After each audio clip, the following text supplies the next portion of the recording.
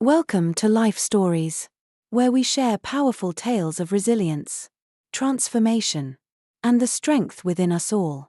Today's story is about Jasmine, a woman who faced an unexpected and unjust encounter with a police officer, but found the courage to stand tall and fight back. It's a story of how one moment can change the course of a life and how finding your voice can be the first step towards a better future. If you're ready for a journey of self-discovery and empowerment, don't forget to subscribe to our channel. Let's begin the story today. It was just before dawn when the first light of day began to filter through the tall trees of Lakeside Park, casting a soft, golden glow over the winding jogging path that snaked its way through the serene, upscale neighborhood. The air, still crisp with the remnants of night's dew, smelled fresh like a promise of new beginnings. Birds, oblivious to the human world below, filled the air with their cheerful songs. Their melody, rising and falling in the cool morning air, felt almost like a symphony, and as I jogged along the path, my breathing steady and rhythmic, I felt a deep sense of peace. There is something about early mornings that clears the clutter in your mind. A time when the world feels still, and everything that follows the day seems distant, suspended in the future. For me, this was the moment to breathe, to center myself before stepping into the whirlwind of responsibilities that awaited. I was Jasmine Taylor, head of internal affairs for the state police. And as much as I loved my job, it was anything but easy. At 38, I had climbed the ranks through grit and determination, carving a path for myself in a system that, at times, seemed determined to resist change. But the work was necessary, and I was driven by a deep belief that justice should not just be an ideal, but a practice, a commitment that must be upheld, no matter the cost. My job often put me at odds with the very people I worked with, but that was something I had long accepted.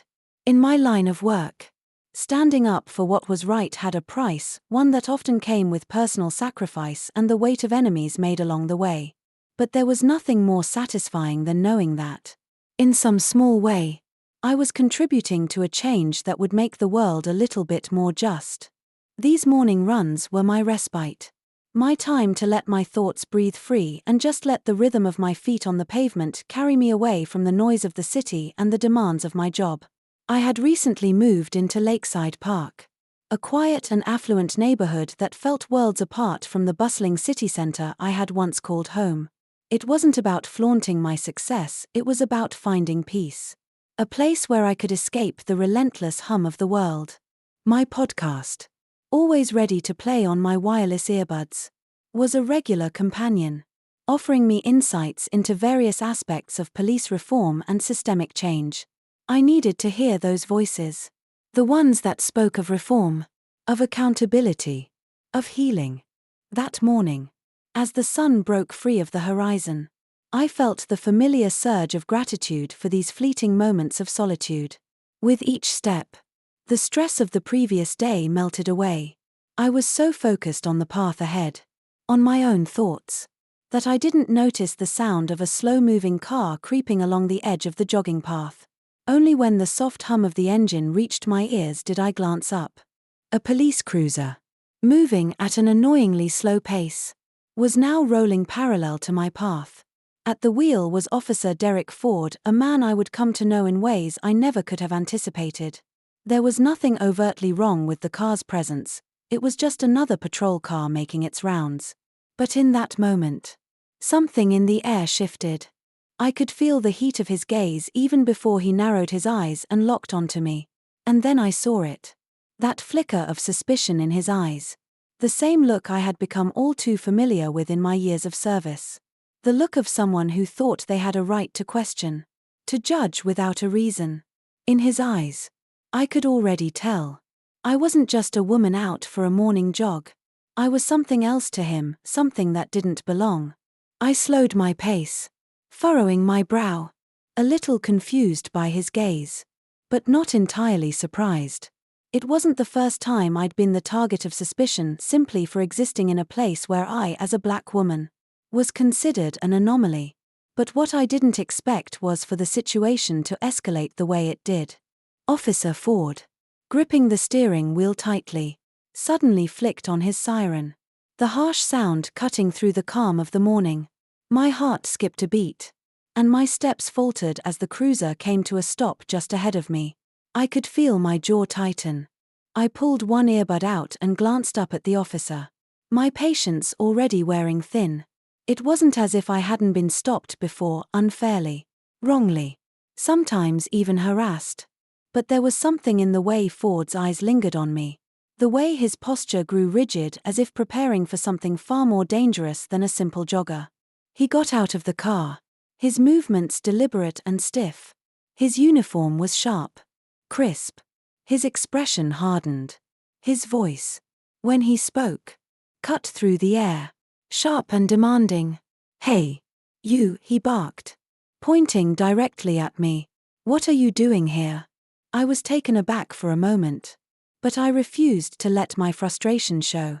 With a calm, even voice, I responded, "I'm jogging." His eyes narrowed further. "We got a report about a suspicious person matching your description," he said, folding his arms as he continued to scrutinize me. "Trespassing. Possibly involved in theft. Care to explain yourself?" I blinked, bewildered. I had no idea where this was coming from. "Excuse me," I said, a hint of disbelief in my tone. "I live around here. I jog this path every morning." But Ford wasn't listening. He stepped closer, his face filled with suspicion, his eyes scanning me as if looking for anything that could justify his actions. "Got any ID on you?" he demanded. "I left it at home," I said, my voice unwavering. I wasn't expecting to need it for a run. Ford smirked as if he had caught me in a lie. His response was immediate and dismissive, a sharp edge to his voice. "Convenient. No proof you live here? No ID? You know what that looks like, right?" By now, a few onlookers had gathered at a distance, their phones raised to capture what was unfolding. The crowd murmured in quiet disbelief. My breath caught in my throat. This was escalating fast. I sighed deeply, my patience now being tested beyond measure.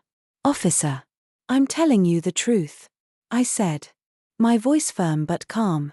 "I live 2 blocks from here. This is a misunderstanding." But Ford wasn't about to let it go.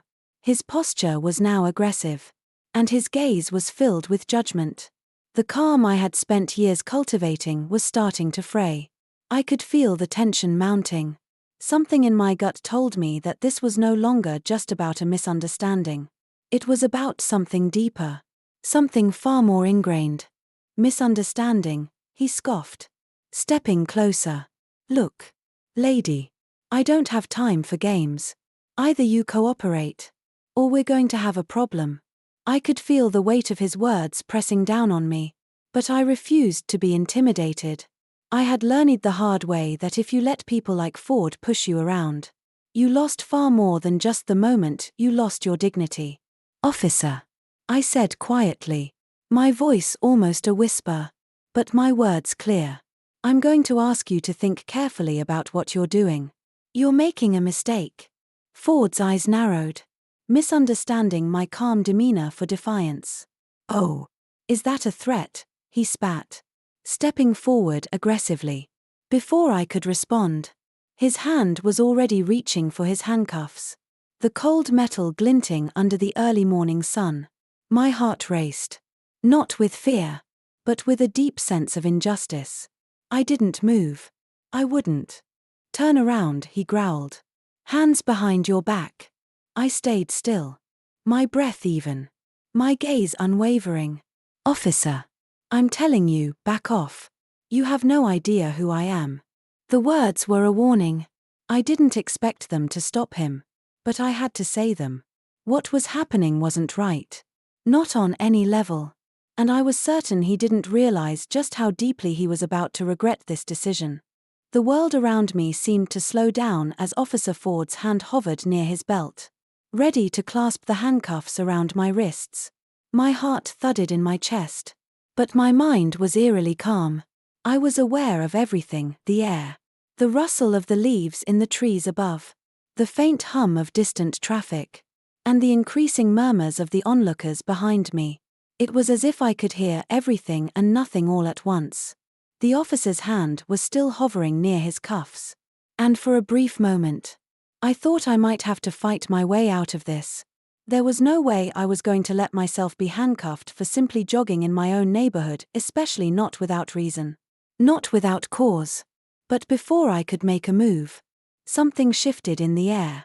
"What's going on here?" The voice came from behind me, calm but commanding. A woman's voice. It was sharp enough to cut through the tension hanging between us like a knife.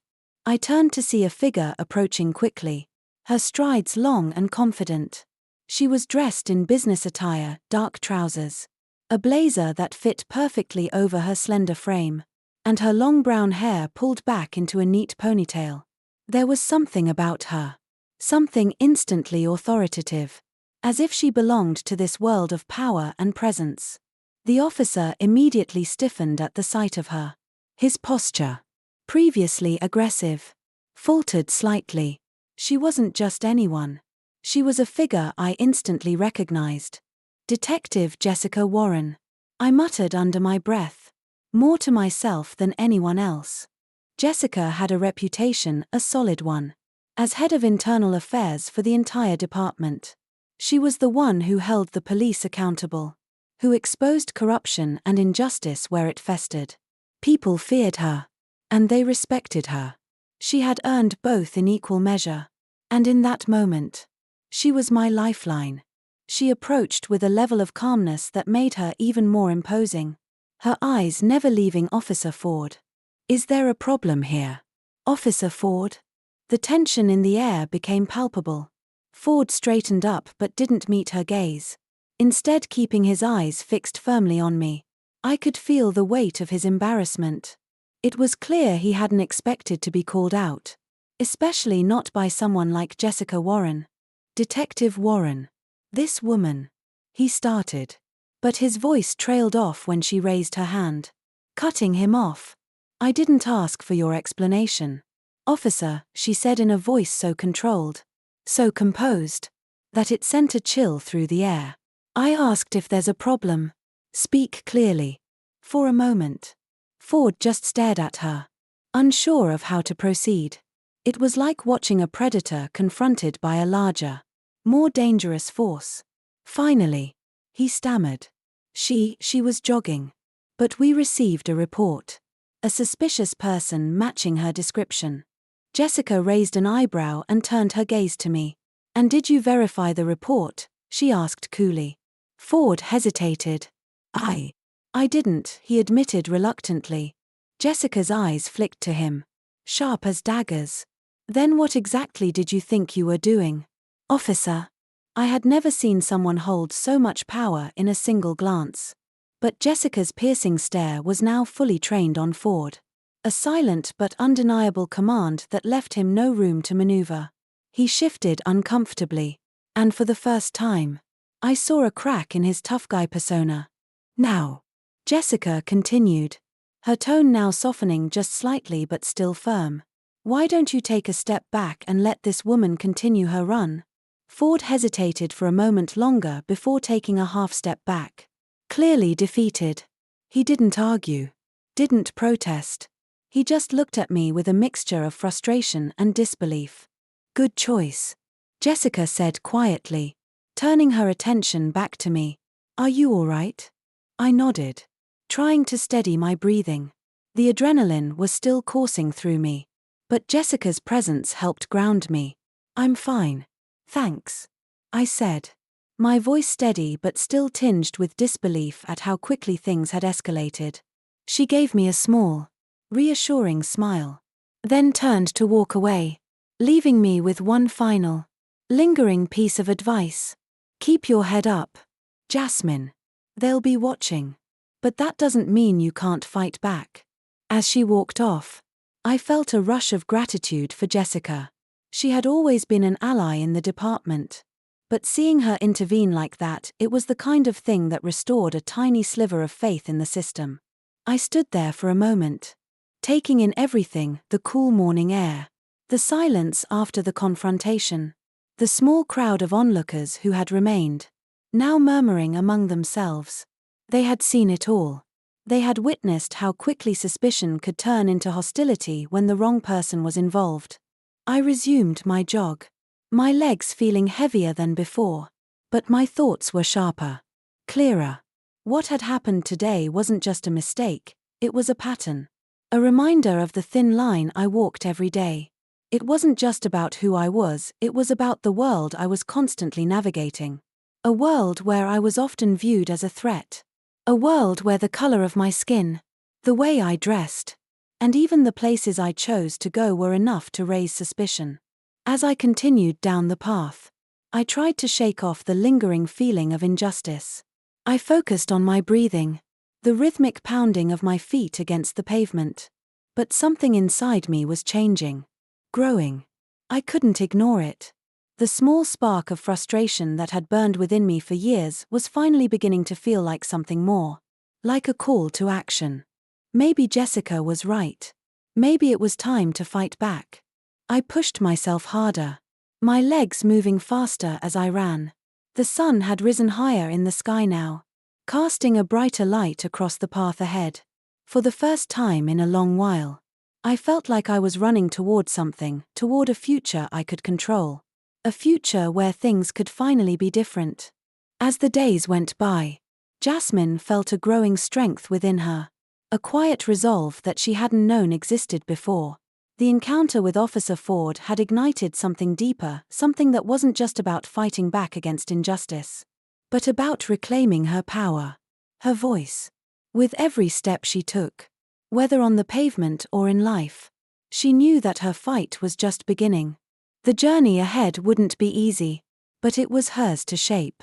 And as she ran, she no longer felt like she was simply escaping her past, she was running towards a brighter future. If you found Jasmine's story inspiring, don't forget to subscribe to our channel for more life stories that remind us of the strength we all have inside. Hit the bell icon so you never miss a new video. Thank you for watching.